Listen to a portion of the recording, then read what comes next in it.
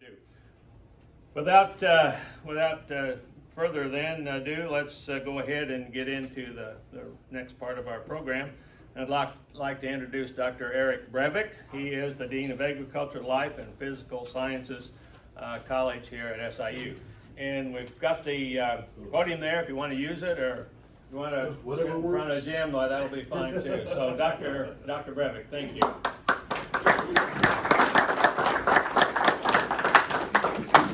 Good morning, everybody. It's great to see all the alums that are back on campus for the weekend. Also great to see all of our students that are here. You guys have a chance to meet up with the people that came before you. I really encourage you to take the advantage of the opportunity, talk to them, network. That's really important in today's world. They've got a lot of, our alumni have a lot of great advice, a lot of life experience.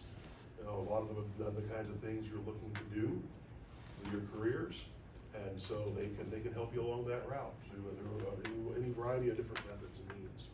So yeah, so I began here at the college in July 1st of 2021. So I'm just wrapping up month 8, and you know, my first event, actually, a kind of formal event here at SIU was the field day at Belleville, where we went out and I got to stand up and say, hey, it's my 1-week anniversary at SIU. I've barely been here yet, but I had a great field day at Belleville, and now I'm starting to say, oh wow, so I've been here for 8 months here. We're approaching a year. I'm almost can't say I'm new anymore. So time is flying. When I got here, there were 3 big things that I was looking to do early on in my time here at SIU. And when I interviewed, I said this, and when I got here, it was very much, you know, my approach. But you know, when I was interviewing people, say, well, you know, when you're on campus, what are you going to do? And I said, well, the first thing I'm not going to do is to start changing things willy-nilly.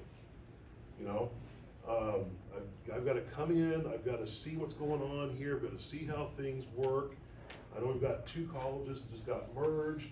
You know, we've got to figure out what's going on with all of that. And so, you know, really, you know, that first 6 months to a year, what I'm going to be doing is, you know, just coming in and, you know, seeing how things are operating, seeing what's working, what isn't working, getting out and meeting with people, you know, and getting to know all the various players, all the various stakeholders that are here at the university, and I'm going to be analyzing what I think our needs are. You know, what kinds of things we need to do, what directions we need to go. You know, but in my mind, you don't just step into something like this and just start changing things with some kind of prearranged agenda. You got to come in and find out what's going on. And so that's been a really big part of these first few months. I'm just trying to meet people, find out what's going on, see where things are at. As we go forward here, now we've gotten through that first 6 months, a little bit more. Now I'm starting to spend more time, you know, saying, okay, so I see this, I see that. Here's where things are at. When I arrived, I learned that all but one of my school directors were interim. So we're working on changing that right now. You know, we've got searches going on, and then we're looking for permanent directors in each of those schools. We need to have permanent leadership installed so that we can move the college forward, you know, with that permanent leadership in place. So that's underway right now. You know, we've been, as I said, I've been getting out and I've been meeting with people. A lot of you alums that are in the room, probably the majority of you that are in the room, I've seen you at least one other place, you know, in the previous 8 months. And so, you know, that's been a big part of what I've been doing. Just get out, go meet people, you know, see who our stakeholders are here in the college. And so it's great to see you. I'm getting to the point now. There's some of you that can actually look at you and say, "Hey, I know your name." You know, that's a good thing. And of course, as we go forward here in the coming months, we're going to start get those directors into place. We're going to start having meetings. We're going to start getting things kind of unified as a college. We've kind of been running as 2 colleges in parallel. We've got the College of Science, the College of Agricultural Sciences, and we kind of had like one dean running 2 colleges.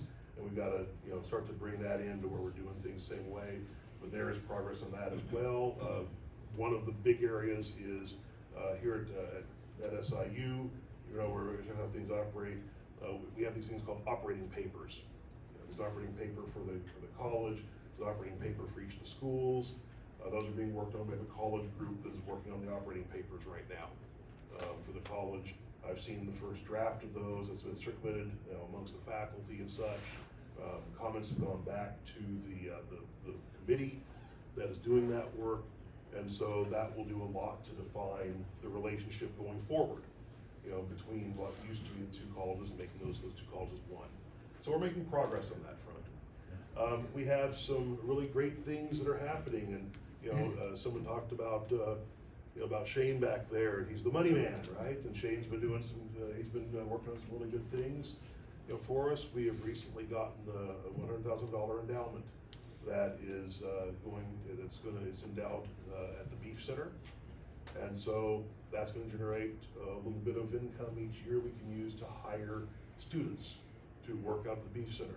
That's where the donor wants that to go, and so we've got that. We also received a $200,000 endowment for the sustainable farms, and so that will do similar. There's some money there. We can hire some students with that money. We can buy some basic supplies with that money. That's going to provide us. That's really meaningful to us. It's really impactful.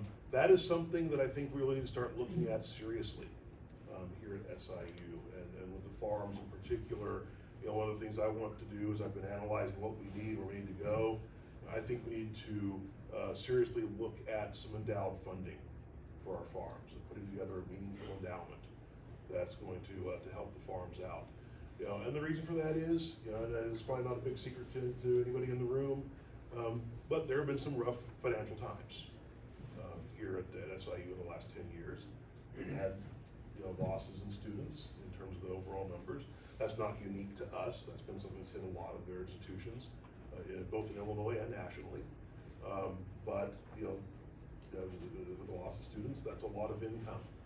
If you look at it from that business perspective, that walks out of the university. And we've had reductions in state appropriations in recent years. There were years past, we talked about business managers, and there was a lot of state money that the deans had discretion with and could put into places.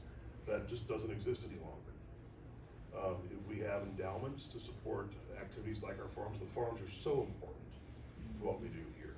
A lot of effort in this first 8 months has gone to looking at the farms and trying to do things that we can figure out what we can do that helps the farms out, that moves the farms forward, that allows us to keep keep things functioning at a high level out there.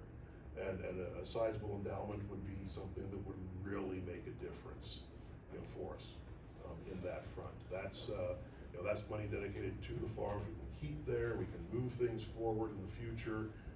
That's money that it doesn't rely on enrollment. It doesn't rely on the state legislature deciding how much money they're going to send to us. That's something we can focus on and count on there at the farm. So that's something that I would like to really see us work on in the near future on the agricultural side. One of the big things on the agricultural side. We know that as we go forward here, we've got a couple of retirements have been announced. In the one in particular in ag has been announced recently. Dennis Watson has announced that he'll be retiring, and so we'll be looking at that and speaking with the agriculture faculty and seeing where we go forward with that. We obviously want to make a hire that's going to move us into the future as a college within that ag systems front. So so that's a discussion that'll be taking place here in the near future.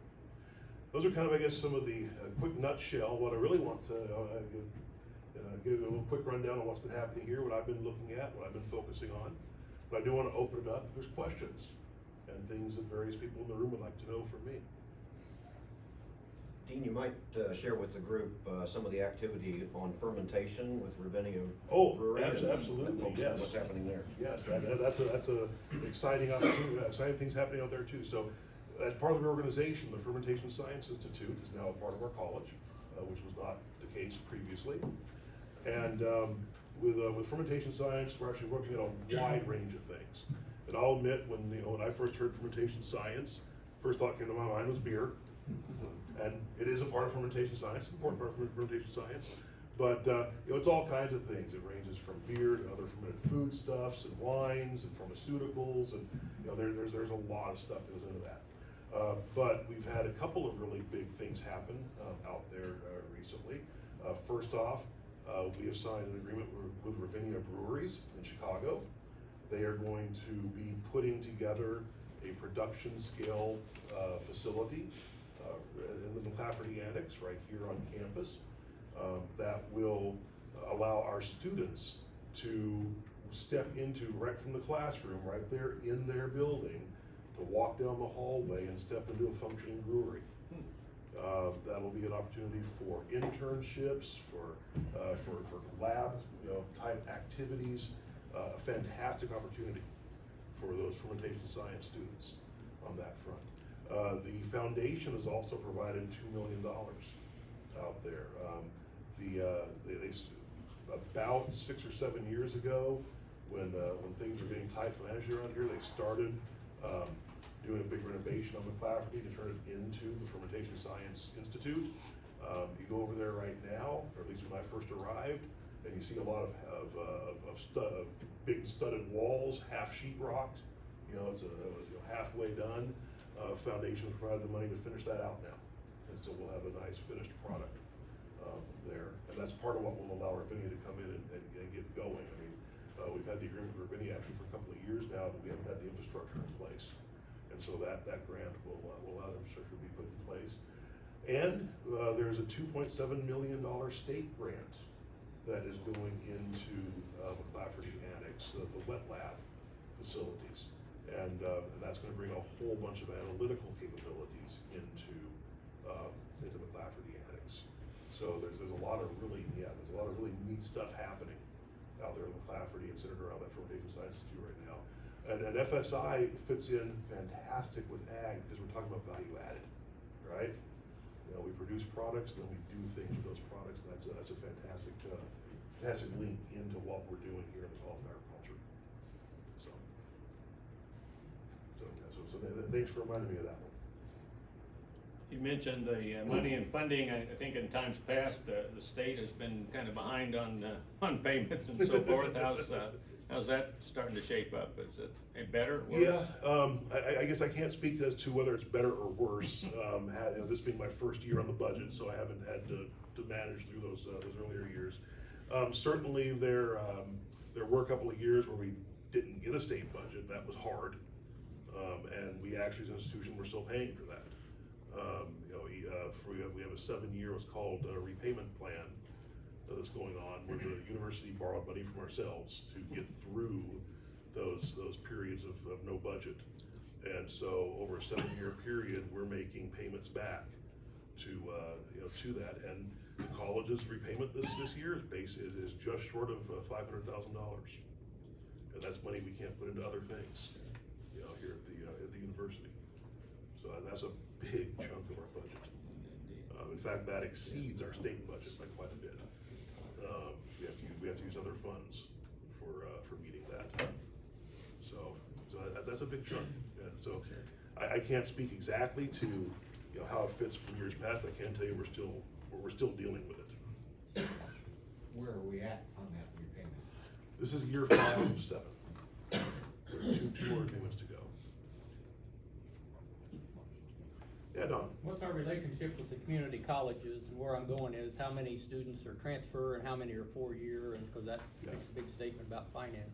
Susan might have the actual number of transfers, but we have a good number of transfer students that come in still. That's a major point of recruitment for us, the 2 years and high schools. We work them both, but we have a lot of 2 years. Do you know what our percentage is approximately? Our percentage isn't as high as it used to be, Don, but community college enrollments are down as well. So, but on that front, I will tell you that we have a big push this year with Liz being hired July of last year, and she has visited just about every community college. One of them that I know we still need to get back into is Ivy Tech in Indiana, because John Racine retired. So our contact there, I've had one Zoom meeting with their new ag instructor during COVID, but we're desperately trying to get back into because we did get a lot of transfers from Ivy Tech, because there's only one option for kids in Indiana, which I heard somebody say they were from Indiana of current students. And there's only one option for them in ag-specific programs, which is Purdue, and that's not for everyone, as I heard you all talking about their AGR chapter there. So we're trying to get that relationship still reestablished. But Liz, and I'll go pull the numbers before I leave. I have it on a report, what our actual ag transfer numbers were for fall, because we look at fall enrollment. But we definitely were working, I've been to a couple community colleges also, Yes. meeting with people in the ag programs and the science programs at community colleges, so we're working that hard. And the ag ambassadors spend a lot of time in the high schools in the area.